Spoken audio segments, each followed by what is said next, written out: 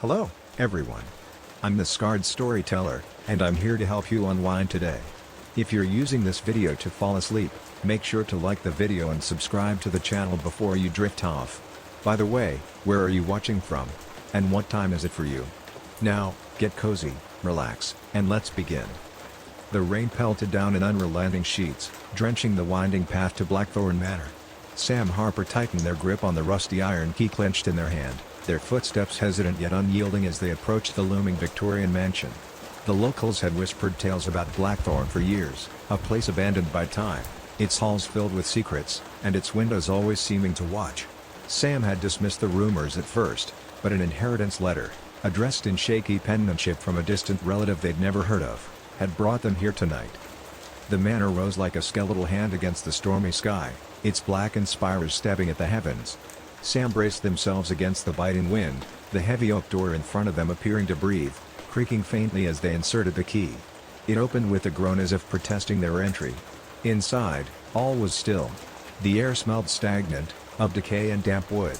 A single candelabra on a side table flickered weakly, casting long, warped shadows across the foyer, shadows that didn't always seem to move in sync with the flame. Sam moved deeper into the house, their boots echoing on the dusty floors as they scanned the enveloping darkness.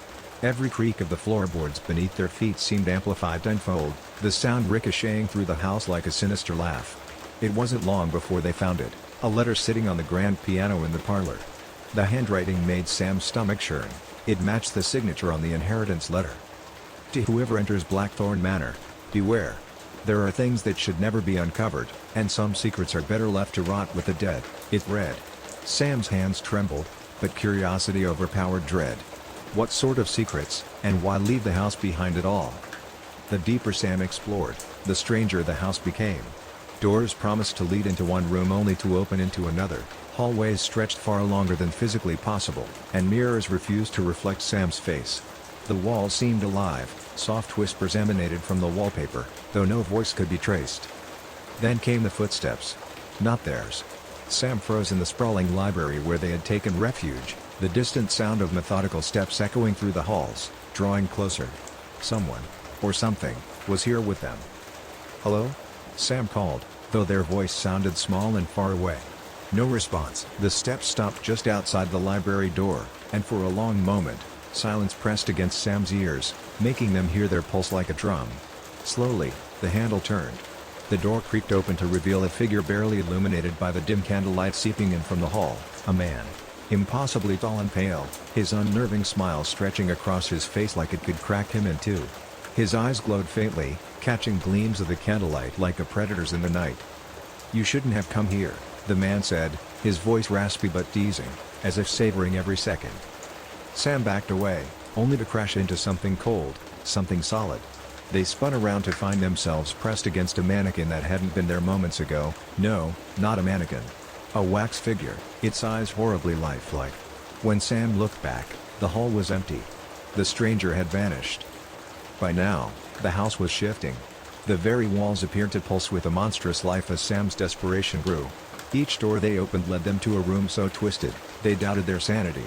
Scenes played out before their eyes, terrifying visions of past inhabitants trapped in cruel and surreal deaths, as if the house was alive, tormenting all who dared intrude. Everything culminated in the basement. Sam didn't know how they ended up there. The house had seemingly herded them down the rotting staircase, the shadows growing thicker with each passing step. But as they stood before an ancient door carved with indecipherable runes, dread as primal as the storm outside seeped into their bones. The door opened before they touched it. Inside was what could only be described as a shrine. A pulsating, glistening heart-like mass suspended in midair, surrounded by symbols drawn in clotted, rusty hues. And crouched beneath it was the man, his lips drawn back in an inhuman grin, his eyes now pits of void. "You're too late, Sam." His voice echoed, guttural and alien. "The house has chosen you." A sound like tearing flesh filled the space as the walls became veined with the same sickly, throbbing texture. Sam tried to run, but the ground dissolved beneath them, and they fell into darkness, a depth so profound it made them realize they were never meant to leave alive. The last thing they heard before losing consciousness was the house itself speaking, a deep growling voice that seemed to originate from all directions at once. "Welcome home." When Sam awoke, they weren't Sam anymore. The house had taken its due. A new shadow loomed in Blackthorn Manor's windows, and the next inheritance letter was already being written. Story 2. It was a stormy night when Evelyn found herself at the gates of Blackthorn Manor. The rain fell in relentless sheets, and the ancient iron gates groaned against the wind like the guttural moan of a restless beast. Evelyn tightened her coat around her shoulders, peering through the gloom at the forlorn mansion before her. She hadn't returned to this place since she was a child, but tonight, she was determined to uncover the truth buried in its shadowed walls. The mansion loomed like a sentient entity, its windows dark and hollow, as though watching her approach. Lightning illuminated the gargoyle-adorned facade, casting skeletal shadows that danced across the overgrown gardens. A sense of dread clouded her resolve, but curiosity sank its teeth deeper. Evelyn pushed the gate open and stepped onto the gravel path. Each step closer felt heavier, as if the house were pulling her in, aware of her presence. Inside, the air was heavy and stale, carrying the scent of mildew and something more, something faintly metallic. The grand chandelier above hung crooked, its crystals fractured and dull. She flicked the switch near the door, but as expected, the lights did not respond. Pulling out her flashlight, Evelyn swept the beam across the room. Dust motes floated in the stale air, and the faded wallpaper seemed to squirm in the shifting light. This was her inheritance, a place shrouded in family whispers of curses and disappearances. She had dismissed it all as folly, but the gnawing mystery of her uncle's sudden, cryptic death summoned her here. He was found in the mansion's library, they had told her, his face frozen in terror, his fingers curled around a key. Evelyn clenched that very key in her hand now, her palm sticky with rain and sweat. The silence was oppressive, punctuated only by the echo of her cautious footsteps. The hallway stretched ahead, lined with oil portraits of severe-looking ancestors, their eyes following her with uncanny intensity. She shivered, refusing to meet their gaze, and made her way toward the library. The door creaked as it opened, and the light from Evelyn's flashlight revealed rows of books sagging on their shelves, their spines cracked and faded. Cobwebs connected the volumes like veins, and a chill ran down her spine as she entered. The desk in the center of the room was as her uncle had left it, papers scattered across the surface, the chair pushed back as if abandoned in a hurry. But it wasn't the disorder that caught her eye.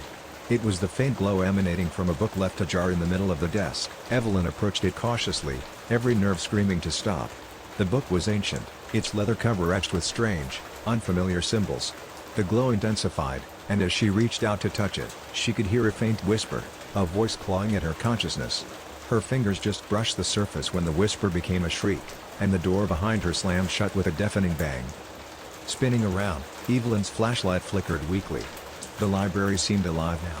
Shadows darker than the room's corners moved independently, crawling closer. She tried the door, but it wouldn't budge. Turning back to the book, she considered leaving it untouched, but something compelled her to open it fully. The glow grew blinding as she flipped the pages, revealing line after line of indecipherable script. Then, abruptly, the light vanished, plunging the room into darkness. A guttural groan echoed from somewhere behind her. Evelyn froze, the flashlight now dead in her grip. The air grew colder, and she felt an oppressive presence closing in. Spinning around, her breath caught as the portraits from the hallway began appearing, one by one, on the walls of the library, though distorted, grinning faces where there had once been scowls, and their eyes now blank orbs. A sudden, wet thud came from the ceiling, drawing her gaze upward. A dark figure was clinging there, its limbs impossibly long, its head twisted at an unnatural angle. Its voice rasped through the silence, though its mouth barely moved. "You shouldn't have come back." Evelyn staggered to the desk, desperately fumbling for the key in her pocket. The figure dropped silently to the ground, its movements inhuman as it crept closer. Her shaking hands finally found the key and jammed it into the lock of a drawer beneath the desk. The instant it clicked open, a deafening scream filled the room, rattling the shelves and causing the chandelier above to explode in a glittering rain of glass. Inside the drawer lay an envelope, stained and brittle with age. She grabbed it, her body trembling with terror as the anguished screaming subsided. The figure was gone, or perhaps it had become the very shadows that now wove their way toward her feet. Ripping open the envelope, Evelyn found a single sheet of paper with a message scrawled in her uncle's unmistakable handwriting. "Leave at once. Do not trust the light." Her heart thundered as a new, blinding glow erupted from the center of the room. It wasn't the book this time. It was something far more sinister, and it was alive.